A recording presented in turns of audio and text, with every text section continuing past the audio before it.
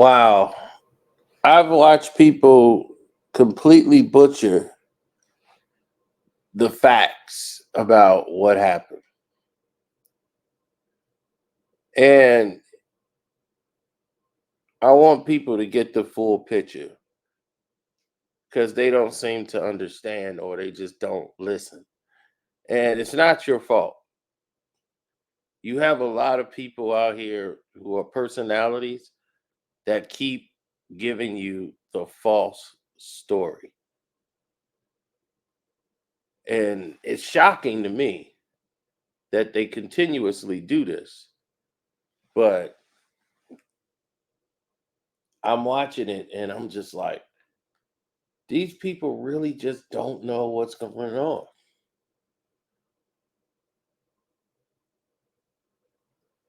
It is mind boggling.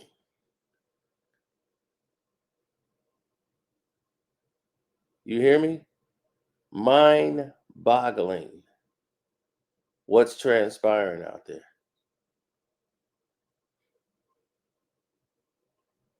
You might be saying, what's going on or what are you talking about? I don't really get it.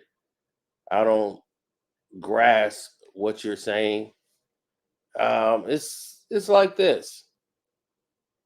Michael Jordan, who everyone see as the greatest player and or one of them, he has this stigma because they won 6 championships. He retired, he scored all these points, he did some amazing things on the court, but he did something that he shouldn't have done. And the one thing that soils and taints his career more than anything is him and his involvement with keeping Isaiah off of the dream team. That is the stain on his legacy. That some of the Chicago Bull fans, they don't care. They don't care. He ain't supposed to be there. He didn't shake his hand. It's like the dumbest thing I've ever heard in my life. But Isaiah, who's from this city, was one of the greatest players. Well, to me, he's the greatest player to ever do it. But one of the greatest players to ever play in the game. Not only that, he should have been first ballot. There's no doubt. You can't say Stockton's better than him. That is an insult. No offense to John Stockton. He's not Isaiah Thomas. If Magic's on the team and he got HIV, you telling me Isaiah Thomas is not going to be on the team and that's going to make the team different because he's on it? It's bull. Michael Jordan's ego caused that to happen. And he's continuously lied about it. Then when he did the last dance,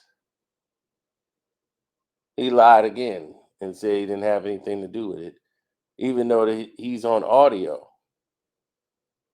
saying he didn't want him on the team. Then, to top everything off,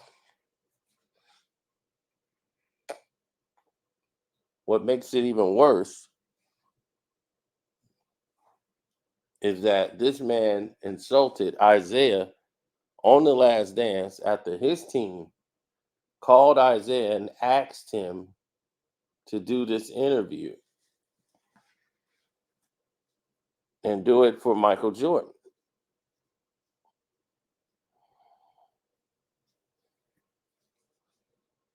And he agreed. I'll do it for Mike.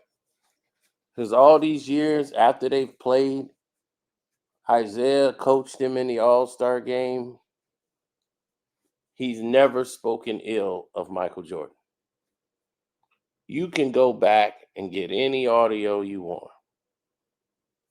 He has never spoken ill of Michael Jordan. He was a commentator on NBC during their championship runs, and all you heard him do was praise Michael Jordan.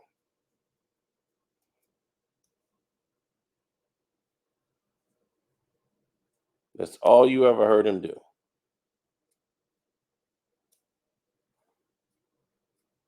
So let's get to the why. Because I hear people such as Gilbert Arenas screw it up and saying, well, they were friends and he shook his hands as friends. And when you didn't shake his hand back as a friend, that's what made it personal to Michael Jordan, which is the worst analogy I've ever heard in my life. They were cool, but they were not close friends when they were competing with one another. But the reason that there was no return handshake is because Michael Jordan and what he did hosting an interview after game 3. They had just won game 3 and went up 3 games to zero. Michael Jordan holds an interview right under the rim and just starts dogging out the Detroit Pistons team, saying how bad they are for basketball. They're not deserving champions. You just dumped all over them after going up 3-zip. And this interview comes out right before game 4,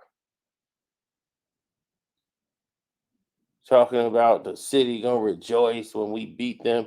Nobody in the history of basketball had ever talked about a team that they were getting ready to dethrone that were champions like that. It was disrespectful to somebody at that point who hadn't won anything. He hadn't won anything yet. Who are you to say who's deserving and who's not?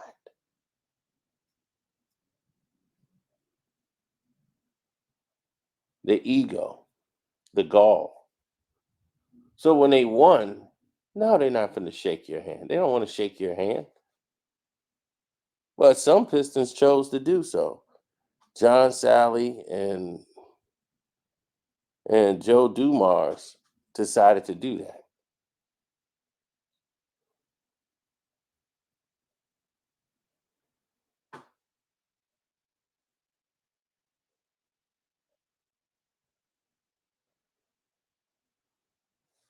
Now, there might have been others that decided to shake their hands, but everybody else didn't. They walked right off and didn't have anything to say to them. And that was that. Now we fast forward to this whole point. So now you know why the handshake didn't take place. And nobody cared anyway. People walk off the court, don't shake hands. And that's never been a big problem. But because it's Michael Jordan, they want to make a big storyline out of it. And over the time and the years, they have went and made this a real big thing when it's nothing. Absolutely nothing. And that man, Michael Jordan, never accepted any responsibility. Then you got Stephen A. Smith coming into the equation. Michael Jordan's friend, his megaphone to go out and talk and apologize to people for him. He goes and uses Stephen A. Smith because he's a coward. He's always been a punk, and this proves it. He always used Stephen A. to try to sell his message. And Isaiah sells Stephen A. before. Look, Michael Jordan has my number. He knows how to get in contact with me. If Michael Jordan wants to tell me something, let Michael Jordan tell me something. He doesn't need Stephen A. Smith to tell him what Michael Jordan was thinking. It's not for you to tell me what Michael Jordan is saying. If he told it to you, then he needs to tell that to me. I don't want a private conversation at a dinner. I want you to go publicly and say it just the way you went publicly internationally and done it. Or we never have to speak again. So Isaiah's not asking for an apology. He don't care if he gets it or not. But those are the terms. It's not going to be on Michael Jordan's terms. You're not going to just see me and then apologize when you see me in private, but then let this documentary stand where you sitting there calling me an a-hole live on television, on Netflix or whatever. Most watched thing, and it's you calling this man an a-hole. So yeah. And he's only mad at Isaiah because Isaiah was the one that beat him consistently. Nobody ever had that kind of dominance over him when he was Jordan. He was stopping him from winning championships. He felt he could have had way more than six, but Isaiah and them was stopping him.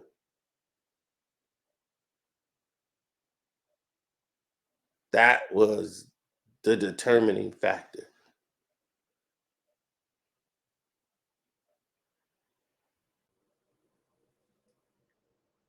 2 years ago, 2 years ago, Isaiah Thomas appeared on Stephen A. Smith's show, does an interview with Stephen A. Smith. After this interview is conducted, you have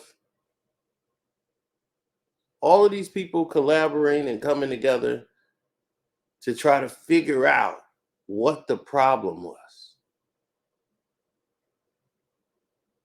You have people coming together trying to figure out what is going on with this Isaiah and Michael Jordan. This whole thing, this is about 2, 3 years ago. This is during the pandemic.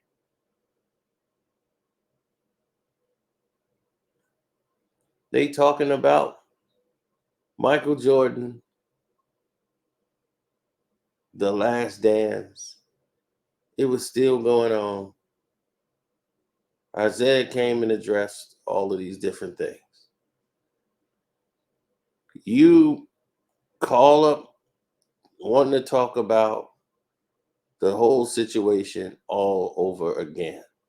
You invited him to come on your show, the Stephen A. Smith show, and talk about Michael Jordan and this beef, right? All over again.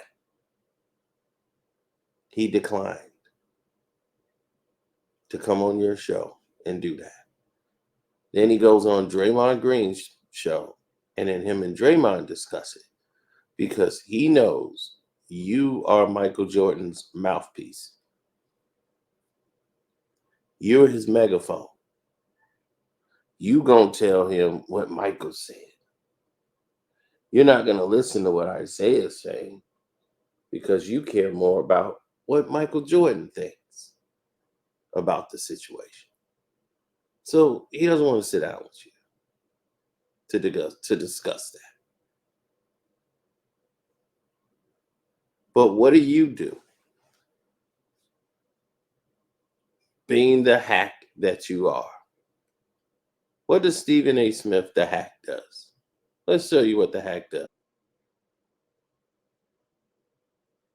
The hack puts out a short of his video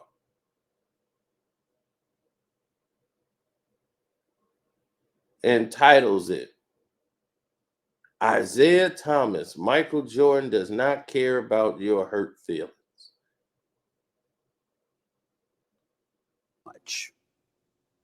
Once his playing days were over, actually proud of my man for giving that quote. You know why? Because I believe Isiah cared too much. Once his playing days were over, and he was ultimately going to become a part owner, and ultimately going to become a coach, and ultimately going to become a president of basketball operations, along with a bevy of other things that I. Well, he thinks that Isiah cares too much. So in this episode, right, in this short of what he's doing, he's basically breaking down to you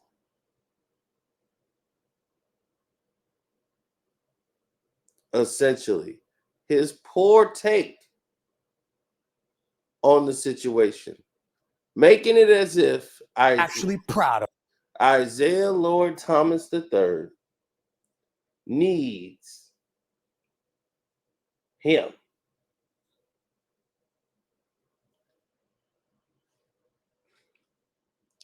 to do anything when it comes to this situation.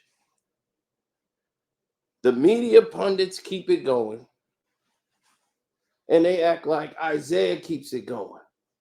No, he shared that with Draymond because he knows Draymond's going to have a fair comparison, or he's going to listen more.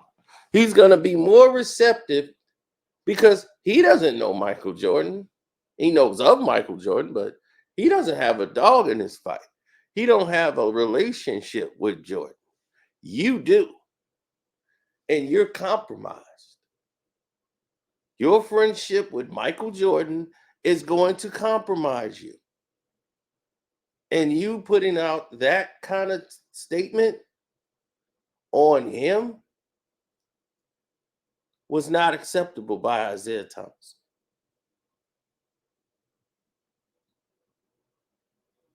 This is what Isiah had to say back in return when he saw this title. He says, I don't live my life focused on beef, but the media and people like you continue to bring it up. So I respond. In fact, you invited me on your show last week to talk about it, and I declined. I'm good. So, right away,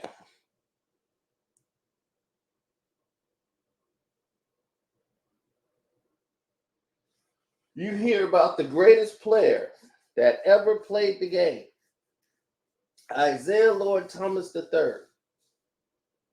Let you know exactly how he feels. And you could be so dismissive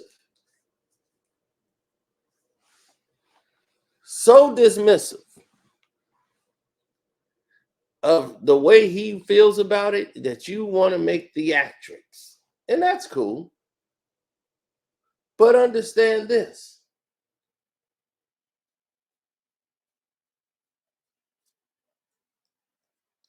While you doing all that, why don't you put the heat on Michael Jordan?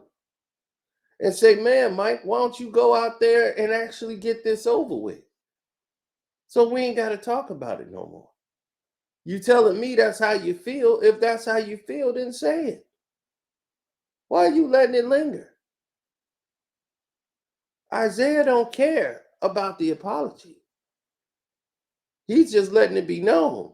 You know why I'm going to be not dealing with you no more. On no levels.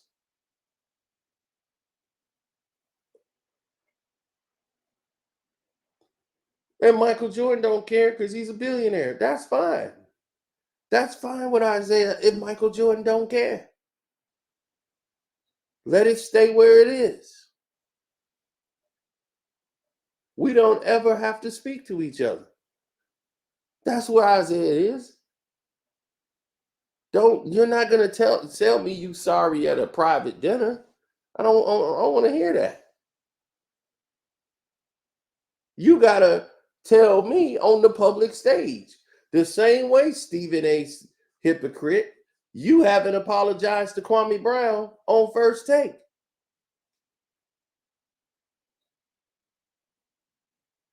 You have not apologized to Kwame Brown on first take. You have not sat down and did an interview with Kwame Brown. You could do that through the so you don't got to be in the same room with him. Y'all got all this technology. You could do split screen like you've done plenty of times in your life. So you are the same hypocrite doing the same act Michael Jordan has done.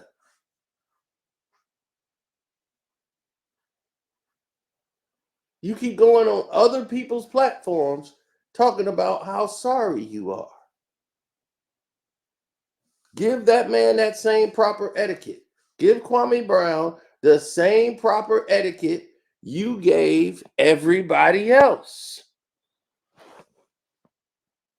You apologized to Carmelo Anthony on first take. You apologized to Kevin Durant and his mother on first take.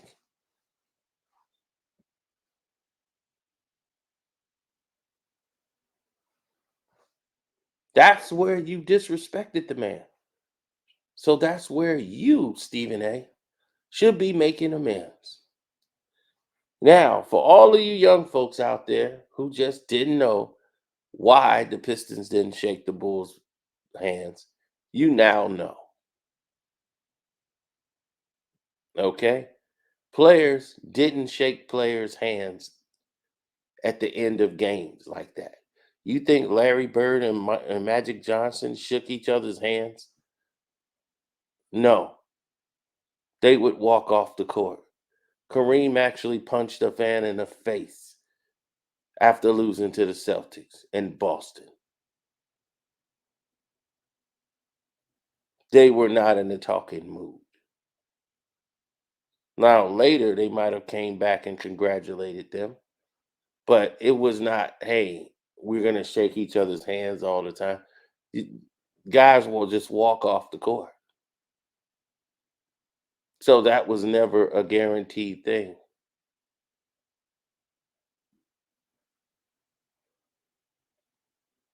Sometimes they did, sometimes they didn't. They would go back later and shake your hand in the privacy of the locker room.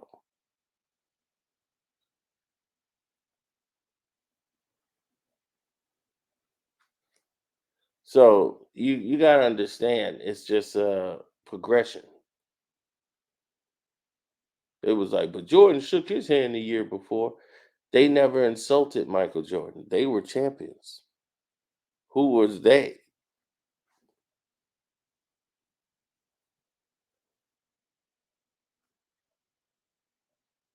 Isaiah and the Pistons never did an interview and talked about Michael Jordan like a dog right before they eliminated them. And then,